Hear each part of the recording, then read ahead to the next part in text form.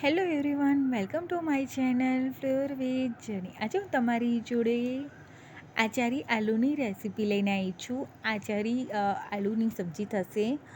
બહુ જ fine recipe છે. એક વખત ચોક્કસથી ટ્રાય કરવા જેવી છે. ડુંગળી લસણ વગર બી સબ્જી બહુ ફાઇન થાય, તો એક વખત ચોક્કસથી આ રીતે ટ્રાય કરજો.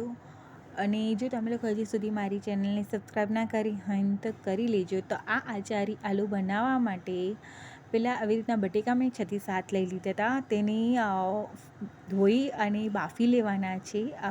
પૂરી રીતે નહીં બાફતા, મારાથી ઓવરકુક થઈ ગયા હતા એટલે ભાંગી જતા હતા. તમે ઓવરકુક નહીં કરતા. પછી મોટા મોટા ટુકડા કટ કરી લેવાના છે. પછી હવે તેમાં એડ કરવા માટે એક મસાલો બનાવીશું. આખી ધાણી, જીરું, વરિયાળી, રાઈ, 1/4 ટીસ્પૂન જેટલી મેથી અને 1/4 ટીસ્પૂન જેટલું કાળા મરી અને રાઈ, જીરું બધું 1 ચમચી જેટલું લેવાનું છે.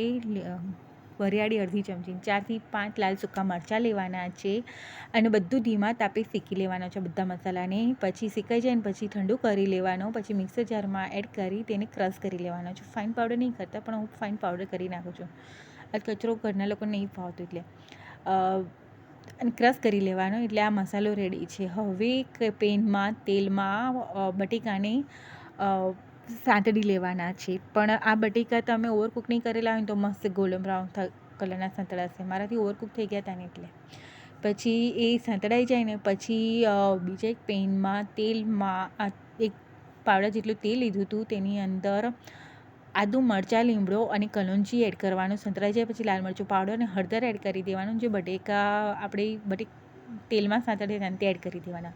પછી ઉપરથી આમચૂર પાવડર, મીઠું અને જે મસાલો બનાવ્યો હતો ને આચારી તે એડ કરી દેવાનો. 3 ચમચી જેટલો મેં એડ કર્યો હતો.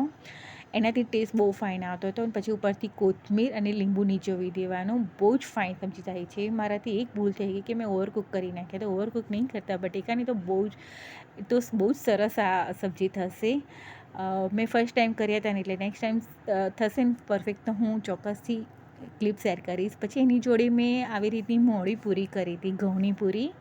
બહુ જ મસ્ત લાગતી હતી. આ રીતની અજમો અને અંદર કલોંજી એડ કરીને આવી રીતની મોળી પૂરી કરી લીધી હતી. તો તૈયાર છે પૂરી, આચારી આલુ અને મેંગોનો રસ. આ રસ પૂરીને આ આલુની સબ્જી બહુ જ મસ્ત લાગતી હતી. ડુંગળી લસણ વગર બી બહુ જ ફાઇન થાય છે. ઉપરથી લીંબુ નીચોવીને ખાજો એટલે બહુ જ મસ્ત લાગશે. સ્પાઇસી કરશો ને તો બી બહુ જ મસ્ત લાગશે. તો લીલું મરચું, લાલ મરચું જેમ તમારે લોકો એડ કરવું હોય તો કરી દેજો. અને એક વખત ચોક્કસથી આ રીતે ટ્રાય કરજો. બટેકા અલગ અલગ રીતે કરશો ને તો બહુ જ મસ્ત સબ્જી તૈયાર થશે. તો કેવી લાગી આ રેસીપી? ગમે તો લાઈક, સબસ્ક્રાઈબ કરવાનું ના ભૂલતા. Thank you for watching.